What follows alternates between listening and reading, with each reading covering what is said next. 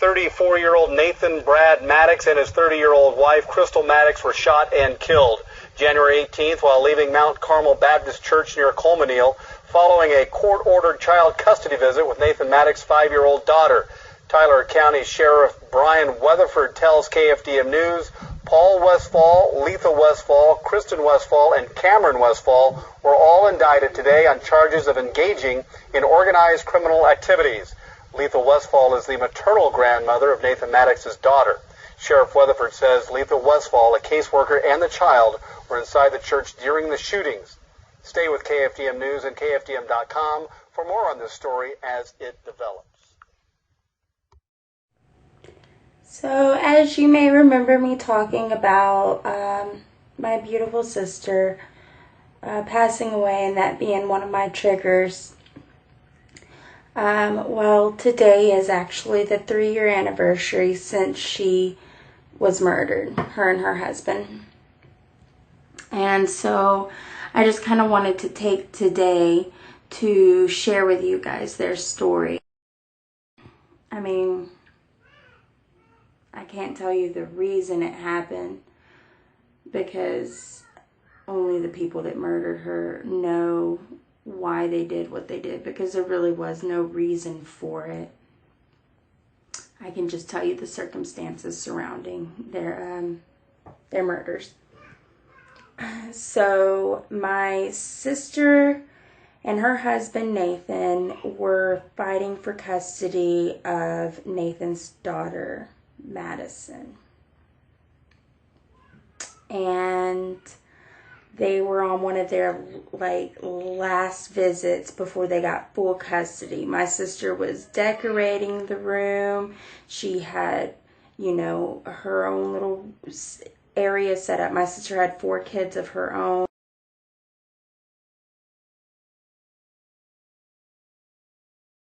She was more than happy to welcome a 5th child in.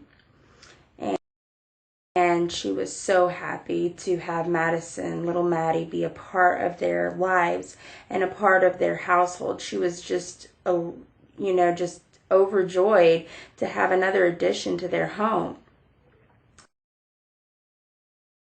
And so they were on about the last visit before they got full custody of little Maddie. And apparently a month prior to this, leading up to this, Kristen Westfall had been planning and plotting the murder of my sister and her husband.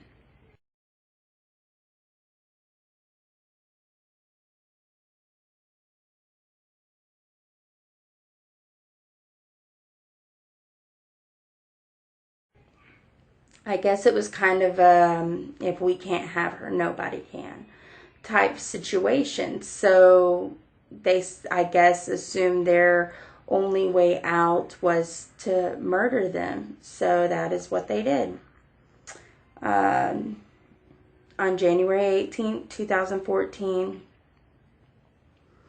Krystal and Nathan were at the church, at St. Carmel Church, doing a visitation with Nathan's daughter and with Letha Westfall.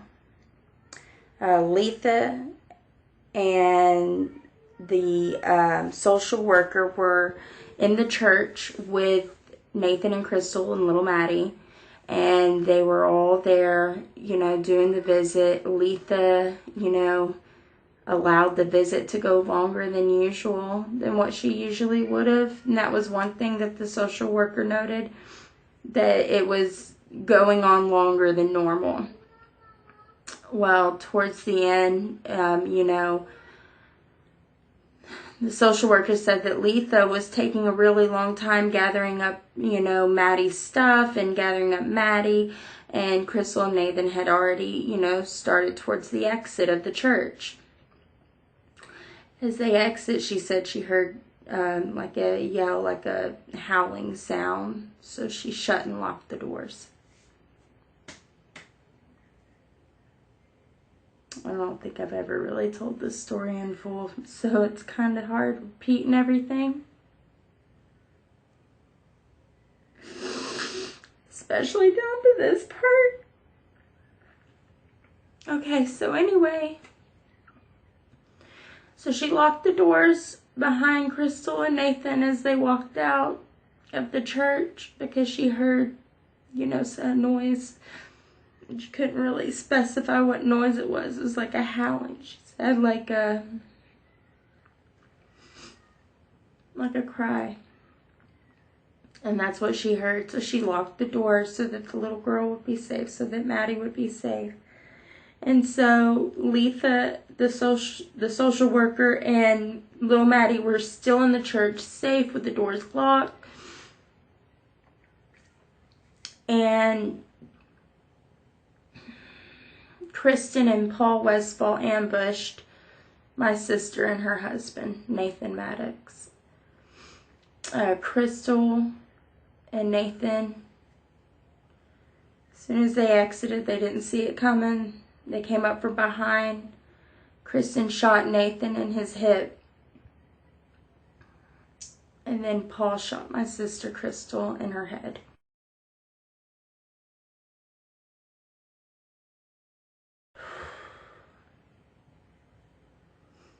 After they shot Krystal, they shot Nathan in the head as well.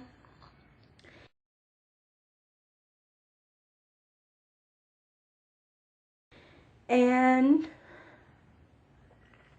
they fled the scene. So when the cops showed up, only Letha was there.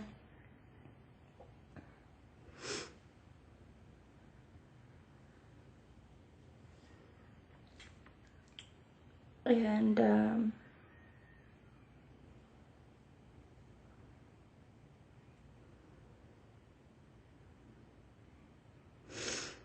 anyway, so after that, they all left or whatever, and the cops, went and searched their home and couldn't find anything, couldn't find them, couldn't find anything that that connected them with the murder, couldn't find anything. So, I believe on March 11th, they were actually pulled over for a traffic stop. No other place than Mount Carmel Church, where they had committed the murder. They were pulled over. They were arrested and indicted for murder. They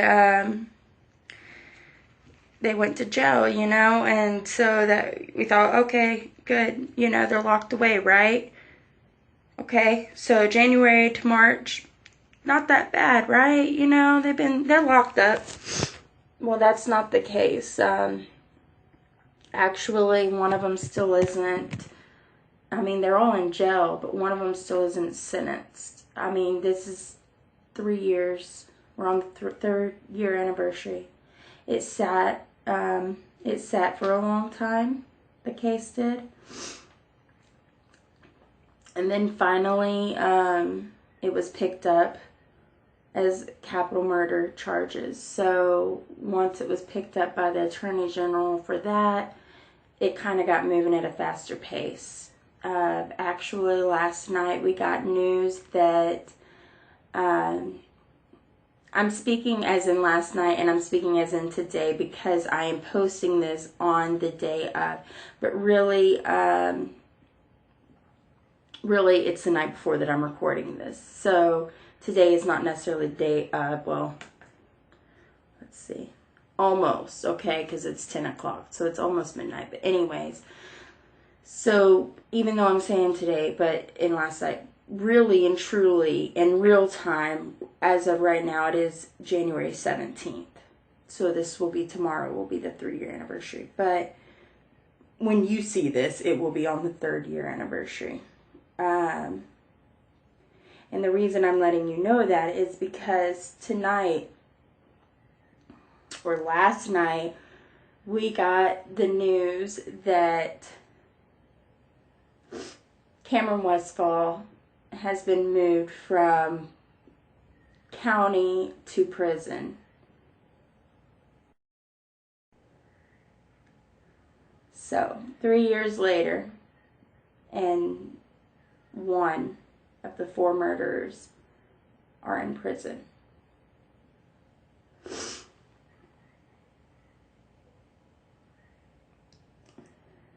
You know, I could be very angry, and I am. I'm not going to sit here and pretend that I'm not angry with these people, because I'm so angry at them. Like, I am so mad at them for doing this.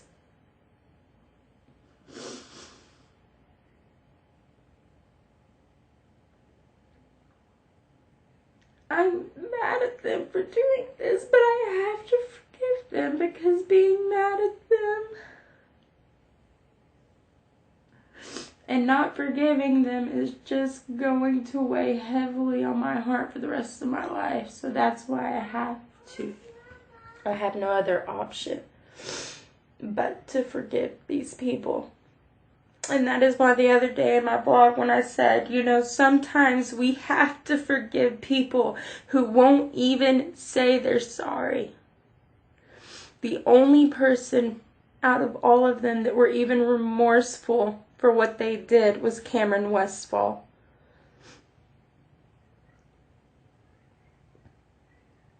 Let me repeat that.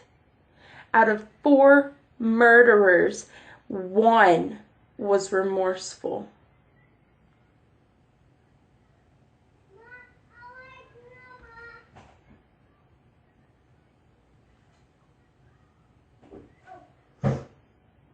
Only 1 said they were sorry. So I had to forgive 3 murderers.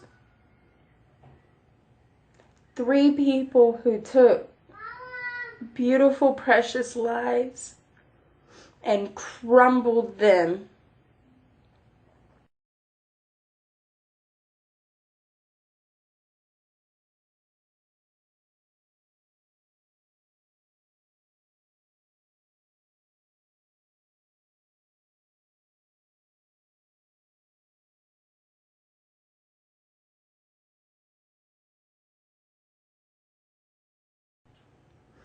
Five children who now do not have parents.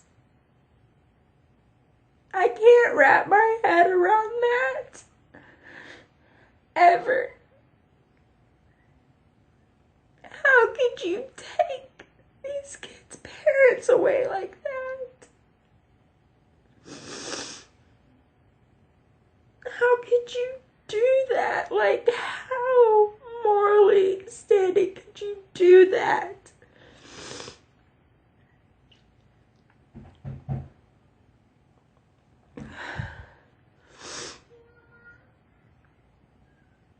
It's something will never know.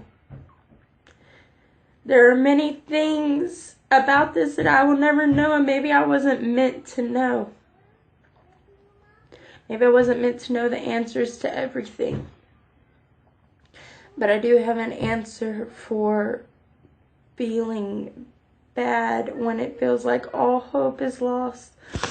I have answers to how to help others who have been through such great loss. I was given an ability to help others, and that's why I've had to face this. This is my testimony of my sister being murdered and her husband being murdered. This is how it's touched me. This doesn't mean this is how it's touched the rest of the family, because every one of us are grieving in our own way. The 5 children are grieving in their own way, and honestly, they're doing a lot better than I ever expected. I am so proud of these children, because when I look at the strength they have to go on each day with a smile on their face, and that helps me put a smile on my face and remember that, you know what, life is not that serious. Life is not that serious, and we shouldn't let it run us down. We should love one another and appreciate each other and appreciate the time we have to spend with each other and take it full advantage of every second, of every moment, of every hour that you have to spend with a loved one. If you are able to do so, you go do it. Don't put it off because you're tired or because you don't feel like it. Don't put it off because you will regret that. That is one of my biggest regrets I have to live with. The Christmas before my sister was murdered. Because my sister, she lives about 2.5 hours away from me. On the Christmas before she was murdered, I was about 7.5, almost 8 months pregnant. And she had invited me to come to have Christmas at her house. And I said, no thank you, because I'm so pregnant and I don't want to travel and I just don't feel like it. Had I known that had been my last Christmas with my sister, you bet your ass I would have been in my car driving as fast as I could to see her. Every day I think back to that moment when my sister asked me to come visit her and I didn't. And that's probably one thing that is really hard for me to get past. Like, I really, really need to get past that part. And that's so hard to get past.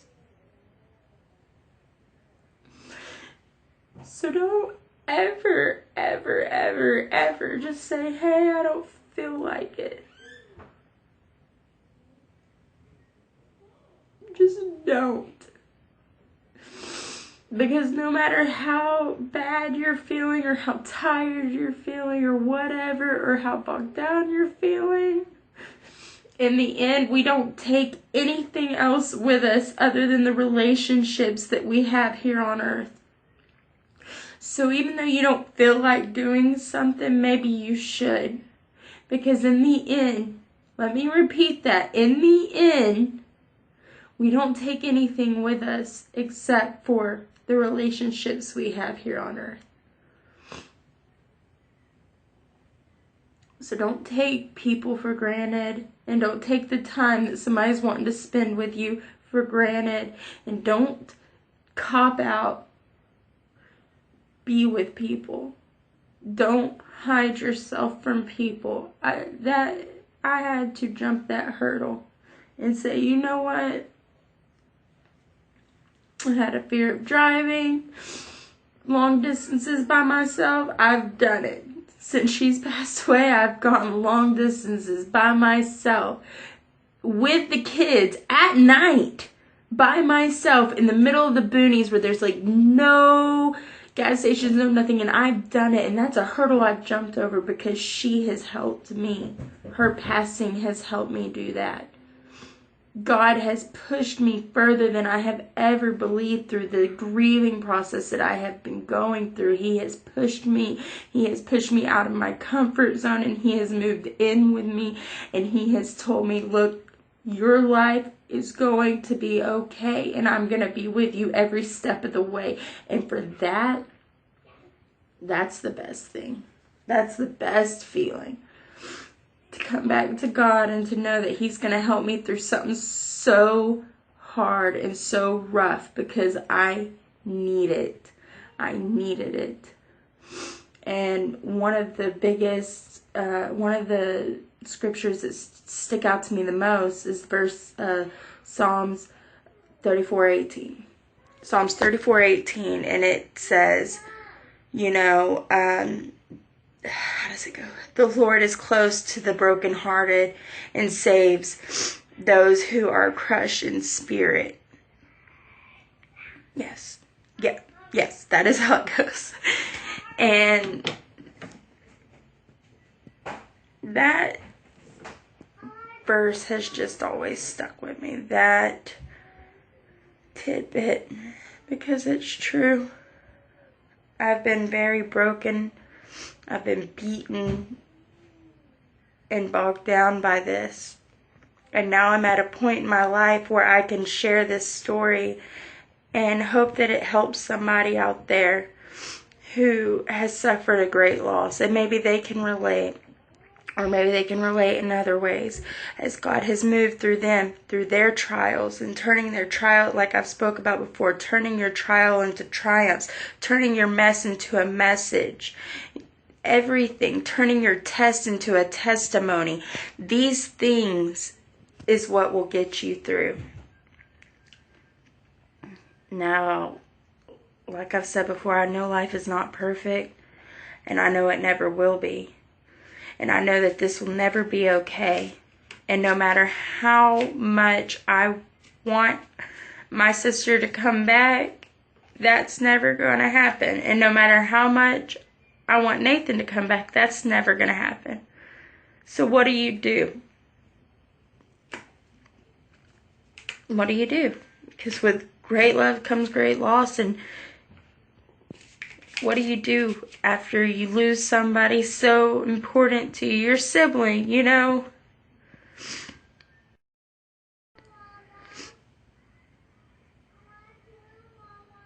And it's hard to picture your life without them, you know?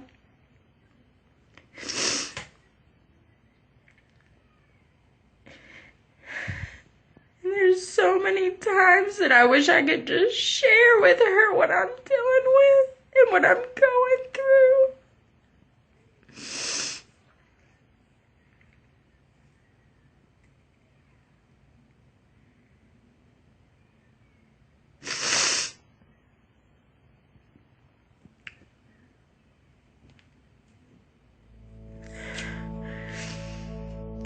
I have no idea how bad I want her back.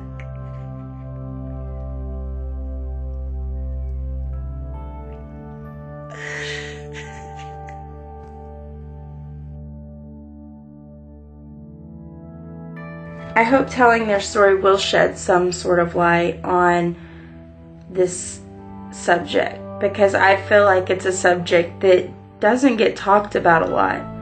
I know personally about 3 custody battles that have gotten really out of hand.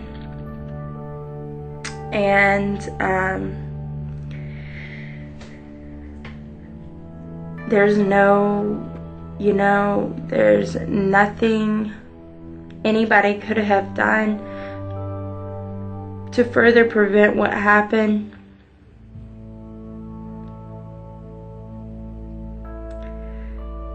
I'm saying that kindly.